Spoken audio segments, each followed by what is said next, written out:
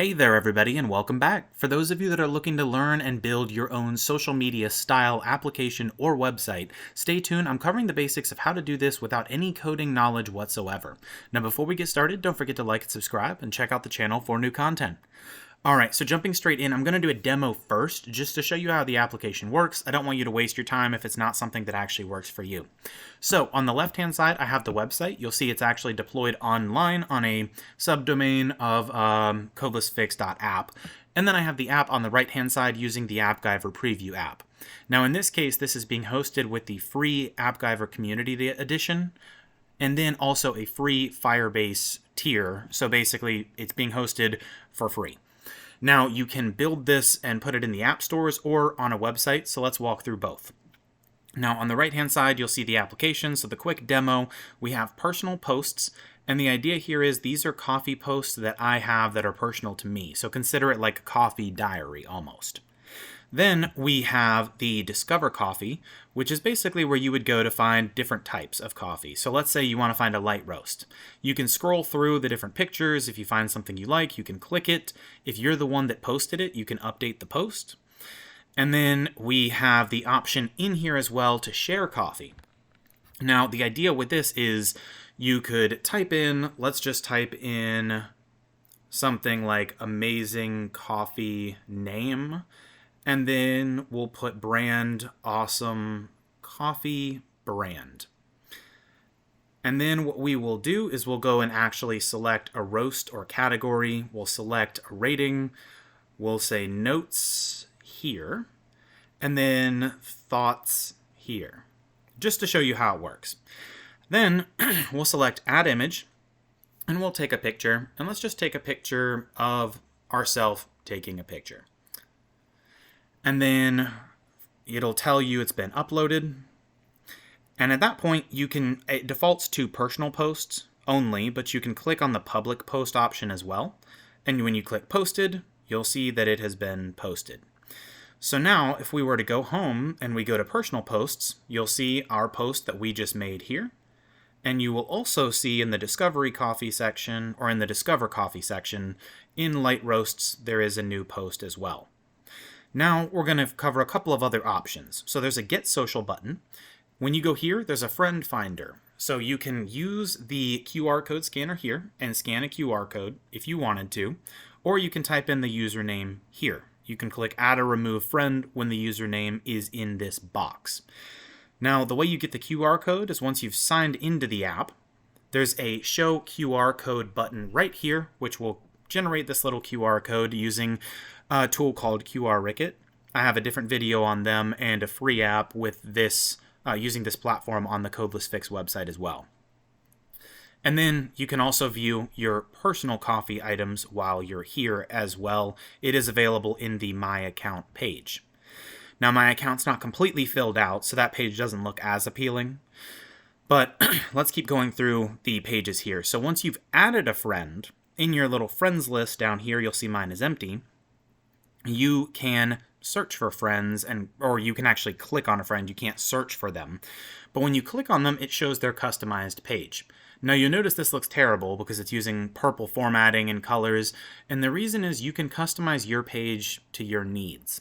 So to show you what that looks like, if we scroll down and we click on this post option, this opens up your page and your customizations. So when we're scrolling through, if you wanted to make a post, for example, you could click Add Image, we'll just say Take Picture, and we'll take a picture of part of the app. You'll get your uploaded notification, and we'll just type in some letters, and we'll click Post. So now, when you scroll through, your posts will appear in this little Posts section here. You'll see that we have a post that appeared, and then you have the Update Your Page. So this is where you can change the content for your page, like the name, the description, how you're feeling, background color, if you wanted to change the background color, the background image as well. And you could submit that, and when it updates, the idea is that will then be what your page is going to look like. So in this case, you'll see that all of my changes have essentially stuck. So I have my posts here, I have my page, the background color changed, everything's changed and updated, and this is what people will see when they click on me in their little friends list here. Then we have our basic navigation, Coffee Finder, which we've already gone through, the people, the My Page, and then the account option where you can update your account, check availability of usernames, sign out, etc. So that's the application in and of itself. The website is pretty much the exact same. It's just displayed a little bit differently. For example, the spacing on the home page, the navigation bar being on the left-hand side, things of that nature. So that's the application. Now let's walk through how you can get this application or get it set up for yourself. So there are two options to actually get this. So first is you can go over to codelessfix.com. This is a modification of the Simple Sharing app. So when you go to codelessfix.com, there's a store right here. The paid option, you'll see I make these very, very affordable. I'm going to be uploading a couple of different items here. So we'll expand this window really quickly. So the idea with this is I'm going to start including two apps in one. So I'm going to do a couple of bundles where the Coffee Canine app is included along with some of these applications. But the idea is if you find one you're interested in, you can click Add to Bag, go through the checkout, and you'll get an email with a link to download that file. That link does usually expire within 24 to 48 hours, but you can download a zip file which you can actually import into AppGyver. So all you need to know right now is if you look for the application packages that have the Coffee Canine app, you can just click them to read more. But if they include the Coffee Canine app, they're including this exact application. Now, if you want to make it yourself, you can do that as well by basically following along with some of the previous video tutorials that I have, which I will link in the description. But let's walk through actually building this together so that you can get an idea of how it works. When you go to AppGyver, you can start a new app and click Import from File. And if you've previously purchased this application, you'll have a file like this that you can import. And we'll just call this New App. But this would be your app name. Now at this point, this is where you would basically wait, allow it to import all of the resources and everything. And then you'll need to be prepared to make some small changes. Now, usually this process doesn't take too long, I would say between 1 to 2 minutes on average, and then you'll load into some kind of dashboard like this. So first up, I want to walk you through the changes that you need to make before the application will work for you. So first things first, you need to go and review the instructions for installing and setting up the Simple Sharing app. The reason for that is the Simple Sharing app, this is built on that application. So you'll see when we log in, some of the pages may look similar, like the Update Your Page. It's identical because it's the same application. The primary thing is I took out the audio player because it tends to be a little bit buggy, unfortunately. And then I made some other modifications. So if you want to learn to set this application up, you'll see when you go here, you have a couple of options. You can go to Buy Your Copy or the App Demo. If you go to Buy Your Copy, you'll go to this page which we were just at, and the setup instructions are in the page for the app that you're actually going to purchase. So when you go into the page and the setup, you'll see that we have the Getting Started, tells you what accounts you need. Then there's a video on getting this initial setup completed, managing the audio player, and a couple of other pieces of information. Once you've gone through that setup, you should pretty much have done everything that you need to get the app working at the highest level. So here are a couple of checks we need to do next. So in AppGyver, you need to go to your app variables. You need to click on your API key and add your API key from Firebase. Then you need to go and scroll through, and you're going to need to find the project name, and you're going to need to add in the name of your project in Firebase as well. Make sure this isn't just the name, it's the actual project ID. Next up, you'll need to go to your Data tab, and in each one of these, so for example, if we click Board 1, you'll see the text Project in all caps. You'll need to paste in your Firebase project or project ID or name here, and you'll repeat that for every single one of these. Then the last thing that you'll do is you'll go to the connectors and you'll fill out all of this information here with your Firebase details so that this connects to your Firebase account. This should be covered in other YouTube videos, so you should have already done it if you've gone through the Simple Sharing app setup. So at this point, the application's set up. That shouldn't take you longer than 20 to 30 minutes, and then the application will actually work. So now we can break down what changes I made to the Simple Sharing app. So we will start at the actual home page, which is basically going to the Firebase authentication. Now, when you go here, you'll see that everything is in a single container. Now, what I've done with this container is I've set the page layout for those of you that don't want to pay for this application and you just want to see how it's built. The page layout, you can select padding. I've set it to 0s across the board. And then the container here, what I've done is I've gone to advanced. So there's opacity is set to the default, but we will be changing this for other containers. And then as you're scrolling through, you'll see the padding right here for this container, which you can set to your needs. And then for layout, I've set the width to be a formula. And if you type in viewport, you should be able to find this in the pop-up options. So what I mean by that is if you type in viewport, you'll see width is right here. So I've set viewport to width, and then the height I have set to viewport height. What this does is this says that this container is going to take up the entire width and height of our screen. Then, just as a safeguard, I've gone to the page layout in style, and I've set the background color to this orange warning color. So if some of the background shows, it won't look that bad. And then the last major thing for this component here is when we go to the properties, I've set the image to this picture that I got from Unsplash, and I gave the image credits down here. Now you will want to update your terms and conditions in your privacy policy. That text links to the privacy policy here and terms and conditions here. So you'll just need to update those to match whatever yours are.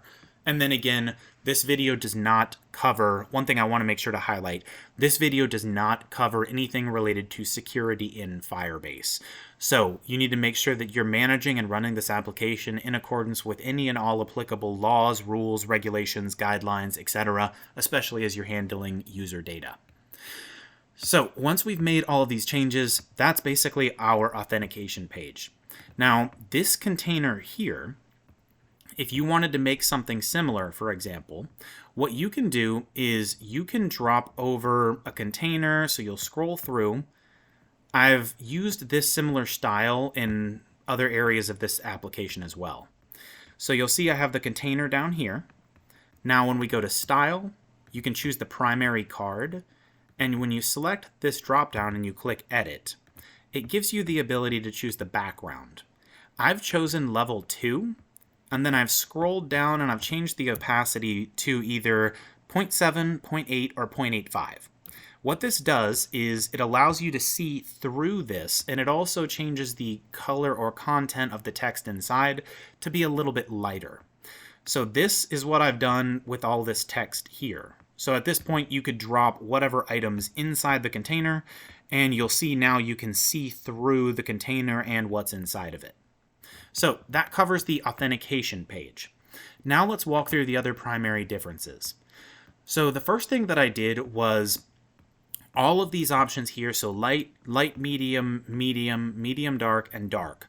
These are all pages that I added.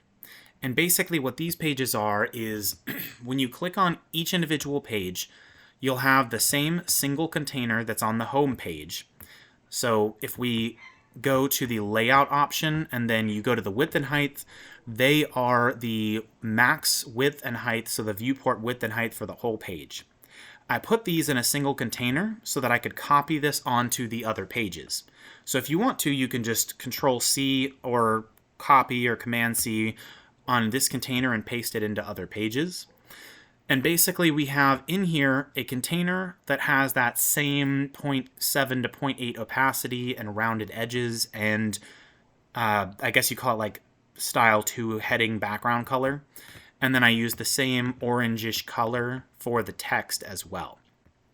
Now, the second container is pretty simple to set up, and I've done this in multiple other videos, including my How to Create a Social or Sharing App playlist, which is actually a free class over on codelessfix.com. So as a super quick detour, we will go over to codelessfix.com, and if you go to the classes section, you can actually log in or sign up here, and you'll see I have 2 classes that are free. So the advanced and the easy, and they have all of the YouTube videos organized in order. You can select the various options, watch the video, mark them off as complete, and basically go through it like you would a normal course. So jumping back into the app, the individual pages themselves are simply a scroll view with a single container, and that container is repeating. Now, it's repeating with basically with these data resources. So at the beginning of this video, I showed you need to go to the data tab here, update the project text with your project name. So in each of these pages, when you click on the variables slider, there's a data variable, and you can add the data variable. This corresponds to all of your data resources. So when you've updated those, you add the data variable or that resource to the page so that it can grab that data. Once you've done that, you can go to your container and you can expand it and find the actual container that's repeating. And you'll see I've repeated it with this function. So I'm saying order everything in data.darkroast1 by create time in descending order, which gives us the newest item first. And then every single item in this container, so for example, I have all of these cells. The image here, I've used repeat with current fields image string value. Now, if you're confused about how to get these formulas, you can usually just click here, choose data item and repeat, and find the item that is repeated in here. Now, if you want to figure out, okay, how does AppGyver know what those items are? When you go to your data tab, each of these, if I select Dark Roast, for example, if I go to Get Collection, if you go to Test and Run Test, once your Firebase account is connected, you'll have sample data here. You can choose Set Schema from Response, and then your sample data will populate. Now, I've already done that for you, so as long as you're posting data and not making any changes, all of this should work for you. But if you want to make changes to data structures, then you're going to have to set the schema from response again. So, just to show you these pages, you'll see the light roast page is the exact same. We have the same container. We have the same item in repeat, which is just the scroll view, and inside is the container that repeats. So we have an image, text, text, text, and this is the formatted date and local time. Basically, we're formatting the time from what Firebase says this was actually created. Then we have a list divider, and then down here you can't edit because this is actually what's repeating with the item. Now, we have the light taken care of, light, medium, dark, etc. Now, if you go to the friend page, I've made some very similar. I actually haven't really touched this page that much from the simple sharing app. But if we were to go to the people page, so this page has the same setup as far as having a container that's the viewport width and height. There's not many changes to this from the simple sharing app outside of adding in some text in here and changing the formatting and colors and adding in a background image. So there's not too much to cover here.